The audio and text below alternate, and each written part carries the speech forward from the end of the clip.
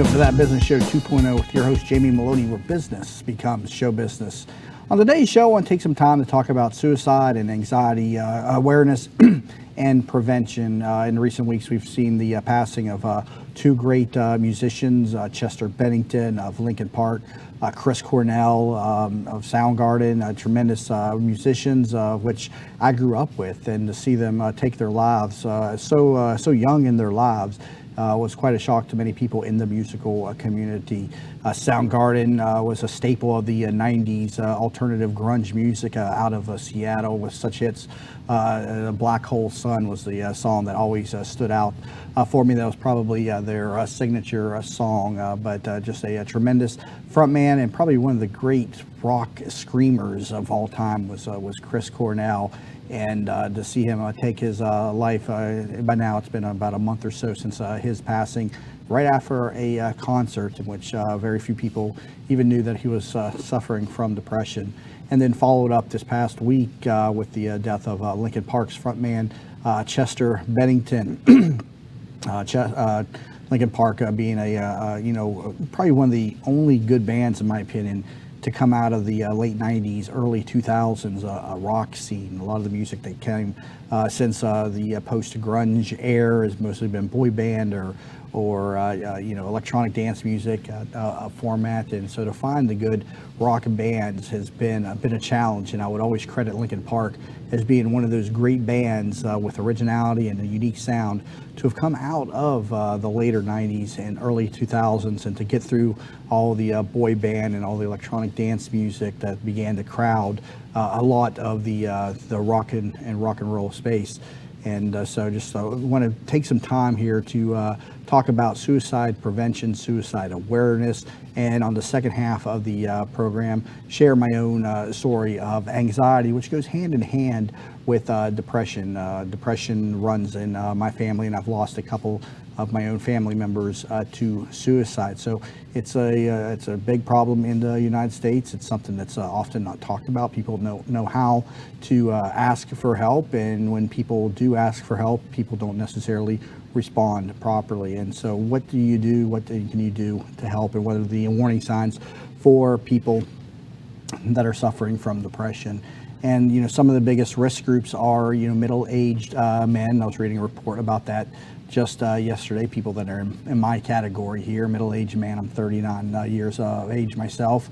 Seniors, especially during the holiday seasons, are prone to suicide. But men are much more likely, I think twice as likely, to commit suicide over women. And so it's more of a male problem than a female problem, but nonetheless a problem altogether. And we all need to do our best to combat this problem and let people know that there are people out there ready and willing and able to listen.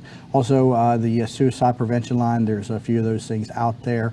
You can get in touch with somebody, 800-273-8255. Again, 800-273-8255 as the suicide prevention lifeline. Reach out to them if you are somebody struggling with suicidal thoughts, depression, or just needs somebody to talk to. That's available 24 hours a day.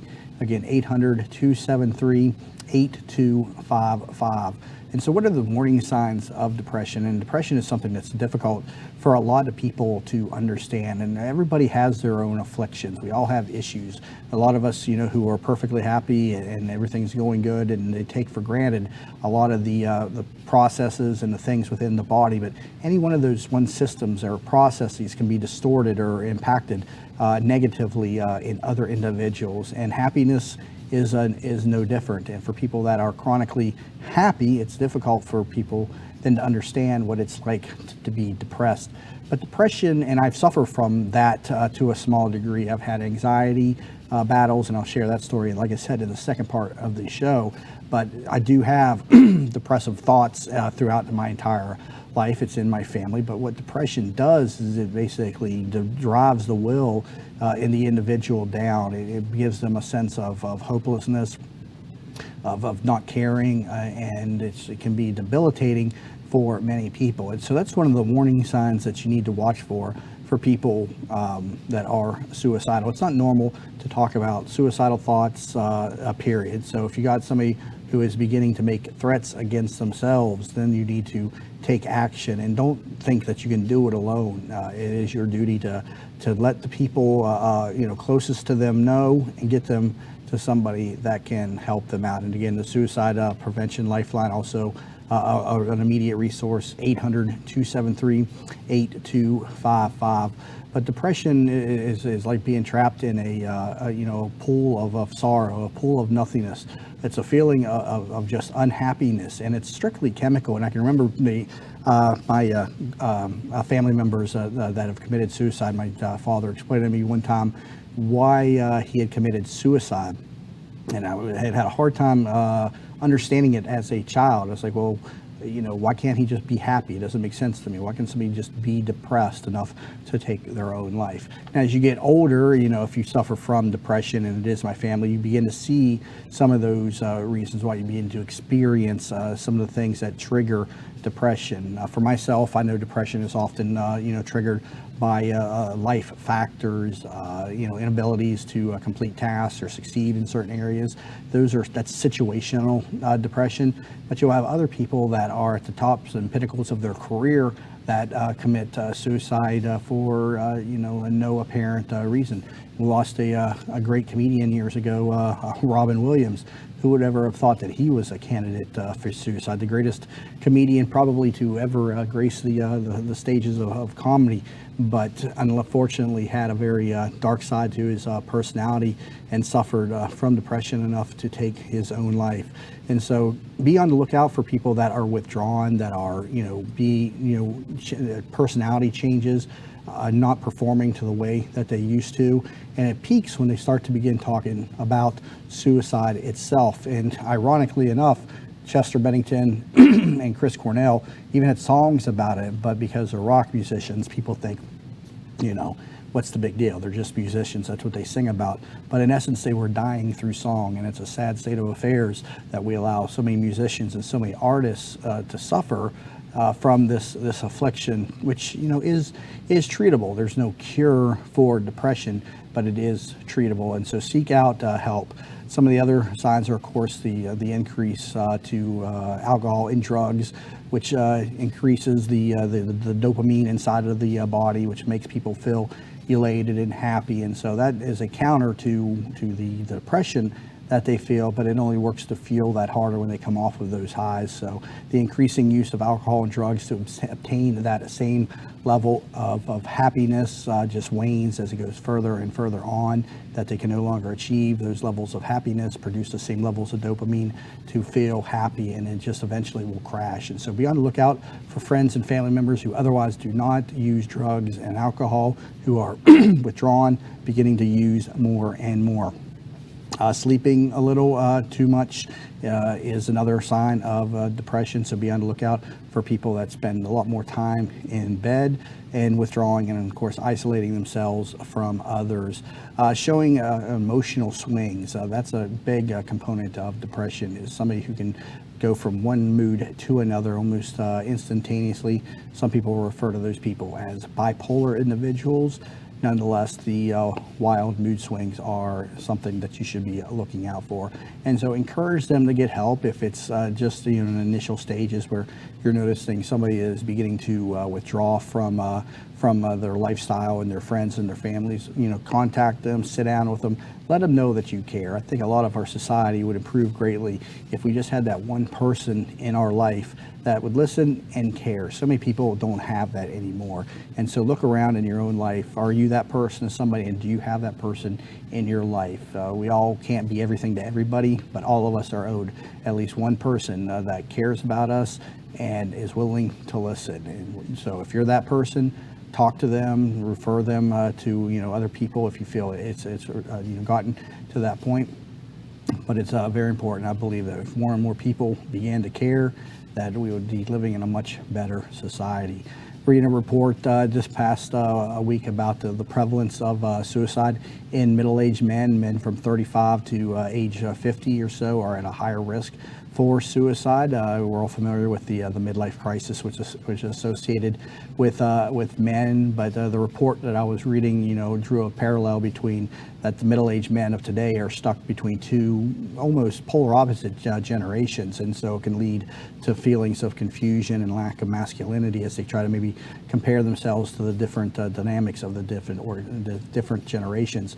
But you got the baby boomers on one end, you got the millennials on the other end, and so today's middle-aged men are feeling, pulled and torn between these two different, ideas of what masculinity is. And if you couple that with, failures in business, failures in relationship, their loved ones pulling away from them, children that are not accepting to them, and things just overall just not going the way that they need them to go, you can turn the tide and make somebody really, commit harm to themselves. And unfortunately, it's happening more and more each and every day. So it's a growing problem. It's a problem that's really always been there, but it's always highlighted each time somebody in in society that is well known to the public, unfortunately, decides to take their own life. In this past couple of weeks, with the passing of Chester Bennington and Chris Cornell, just raising more awareness. So if you are somebody who is in need of help,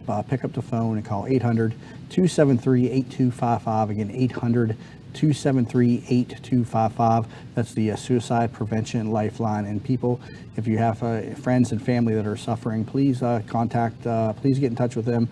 Let them know that you care, and just being there can make all the difference for people when they are suffering from depression. When we come back from the break, I'm going to talk about my own battle with anxiety, and anxiety and depression are related to one another. And I'll talk about how I overcame that and went on to, speak in front of many people without any anxiety, and overcome all those fears and those feelings that I used to get, both in front of people, but also when I was alone in my own home. And so that's what anxiety is. I'll talk about that when we come back from the break. You're listening to That Business Show 2.0 with Jamie Maloney, where business becomes show business.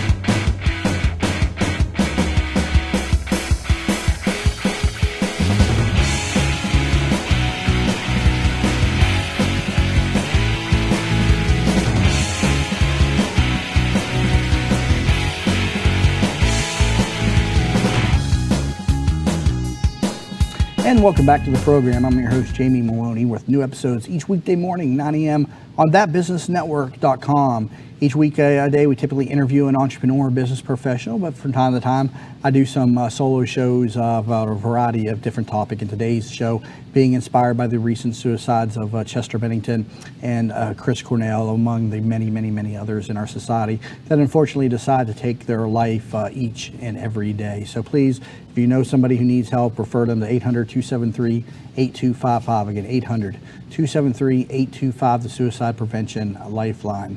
In my early 20s, I began to suffer from an anxiety disorder. And I think a lot of people are familiar with that nervousness, the general anxiety that people get when they speak in front of a crowd, or something unexpected happens, a burglar breaks into your house. All those things trigger, a chemical release that should not be happening, or should happen in events that is actually occurring in. But with people with anxiety, that release occurs when it shouldn't have. And so, to draw the parallel, what I want to say is, if you're think of, if you're alone in bed, or your family, whatnot, and somebody breaks into your house, that feeling that you get, the fight or flight syndrome, as it is oftentimes referred to, causes you to jump up and immediately go into the defensive mode, and that feeling of tenseness, your muscles contract, all that stuff gets you ready for the fight or flight response that you need to be in whenever you're in any sort of danger. Well, what happens when people that have extreme anxiety, then that release, the chemical release, is happening when it shouldn't have, and it's a release of adrenaline, and so when it's happening when you're sitting at home and having breakfast, it can be debilitating, it can be confusing, and it can really lead to a introverted lifestyle. And so, as I said at the top of the show, depression, anxiety runs in my family, and so I was always aware of it, but never suffered from it until my early 20s. And it was strange because I began to have feelings inside of my chest area and in my arms that were very confusing. And so I didn't necessarily have the paranoia and the mental incapacities that a lot of people who are suffering from anxiety have, but I was getting the physical symptoms, and it was translating in terms of my analysis, to things that weren't real. And so I began to come to believe that I had a heart problem.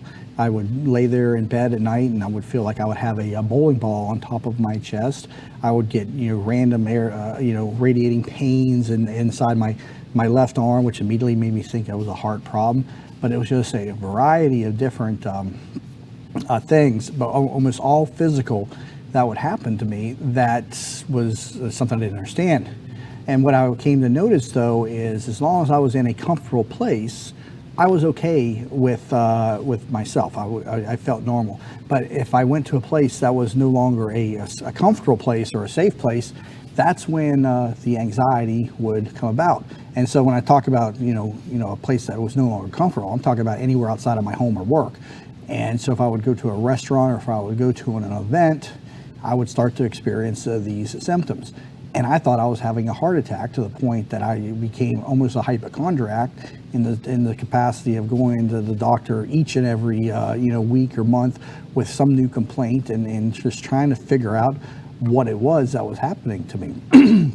In the back of my mind, I'd always known that anxiety runs in my family. Maybe it's an anxiety attack, and it just is the way that is presenting itself in my body. But I was still very, very scared that I was having a heart attack, because of the phantom pains, the pressure around the chest, the radiating pains, the tightness amongst muscles. So it was all very confusing. And so I had been through a chest x-ray, I had been through an upper GI, I had been through a stress test, an echocardiogram, probably 3 or 4 other different tests that are in some way related to the heart in the chest area. But it was strange, because it all came about one day when I just went to get up from the couch and leaning forward and feeling an immense pain in the center of my chest. And really what that was, it was just something musculoskeletal. I don't know what it was specifically, but that there somehow triggered something in my body, that anytime I would lean forward or I felt any type of pain in my chest, that it would amplify, it would magnify. And to this day, I will still get that pain in my chest, and it comes from moving a certain way. And I've never been able to pinpoint it down. And believe me, I've been analyzed 7 ways a Sunday, with my heart and my chest, and I can't find anything wrong. But it's some type of musculoskeletal disorder that is causing, some pains every once in a while when I move a certain way. But the first time that it happened, it caused such pain that it made me think that I was having a heart attack. And then it went on to then trigger anxiety around any type of pain around the center of my chest. I have one of those brains that really analyzes, really looks into things, and it really becomes sensitive to certain things whenever there's a change in my environment. And so that moment right there launched a whole series of panic attacks and anxiety disorders, and it lasted for about a year. And I can remember at this time was also when I was doing stand-up comedy. And so obviously this was difficult to do stand-up comedy while you were in an anxiety mode and short of breath. And I noticed at that time, though, that if I would drink a couple of beers, you usually took about 3, that all those feelings would go away. And so that was when I started to begin to accept that I didn't have a heart problem. I had some type of anxiety problem that I was curing through medication. And so I would go on the stage and I would do I would do the stand-up comedy in the midst of this anxiety problem. And so the entire year that I was doing that was the entire year that I was suffering from anxiety attacks. But it got to the point where if I couldn't go somewhere and have alcohol, I knew I was going to be in misery, because I was going to feel terrible. I was going to have all these phantom pains and pressures, and it just was not going to be an enjoyable experience. And so I avoided a lot of social settings because of that. And so I went to the doctor and finally got through all the physical tests and began to accept that I was probably having anxiety attacks, and was put on Buspar at one point, and Buspar just made it worse. As a matter of fact, I can remember taking that and getting an increased anxiety attack based on that. And so I remember taking that one day, getting a worse anxiety attack, rushing down to the doctor's office and telling them, something's wrong, this stuff's going to kill me. And so they put me on Xanax. And that drug took care of the problem. Xanax is an addictive drug, and I don't recommend it for people unless they're in severe situations. but I took the drug, and it did alleviate all of the symptoms. But I'm not somebody who likes to take pills, and I didn't want to live on Xanax. So I was like, how can I beat this naturally and cure this? And so I began to research depression and anxiety, and I began to see, all the benefits of exercise around treating any type of mental disorders. And so I began to go to the gym, and I was afraid to death to get on a treadmill, because I was still in the back of my mind, anytime I felt any type of pain, pressure, or distortion in the center of my chest, I would begin to think that it was a heart problem. And so anything that elevated my heart rate would scare me. And so I was scared to get on a treadmill, because as my heart rate would elevate, my mind would start telling my body, oh, you're having a heart attack. And I didn't want to do that. And so getting on the treadmill for the first time was quite an accomplishment for me. And it was, I was walking at like a 2.5, 3 mile an hour pace, and my heart rate was like 160. And so obviously, that's not good for anybody to have a heart rate at that level at a walking pace. So regardless, I began to exercise regularly. I ended up losing about 30 pounds over about a 4 or 5 month period, and started to feel normal again in my everyday life. And so I began to I quit taking the Xanax. As a matter of fact, I think I still have some of the pills still tucked away in my medicine cabinet that I never took, and the anxiety began to wane. And so I just really want to stress the importance of exercise and anxiety in dealing with these types of mental disorders, both depression and both depression and anxiety. The release of endorphins that causes the brain to cure these types of problems is what's is happening, and it makes a huge difference. It also makes a huge difference in pain relief. I suffered from lower back pain for many years in my early 20s, to the point that they wanted to do a spinal fusion surgery on my lower back. I had degenerated discs, all proved inside an MRI. The neurologist wanting to send me to fusion surgery. But again, began to exercise and actually seeked out another cure for that called VAX-D, vertical axial decompression therapy, which is still out there today. It goes by a variety of different names, but regardless, there's natural, homeopathic, and holistic remedies that are available to cure us of these different ailments, whether it's depression or anxiety, back pain.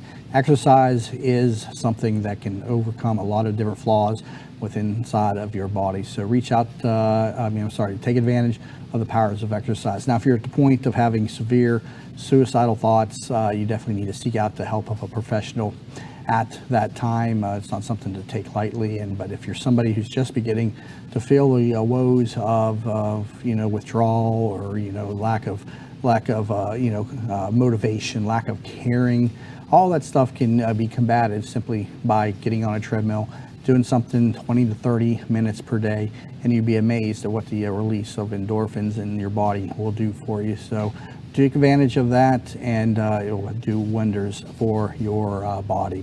So again, this show being inspired by the recent passings of Chris Cornell and Chester Bennington, two rock legends in my mind, and in fact, fortunately, taking their lives a bit too early through suicide. So if yourself is suffering from suicidal thoughts, or you have somebody that is beginning to withdraw from society, speak up, listen to them, and direct them over to professionals if it's that far gone. 800-273-8255 is the phone number to help people with the Suicide Prevention Lifeline.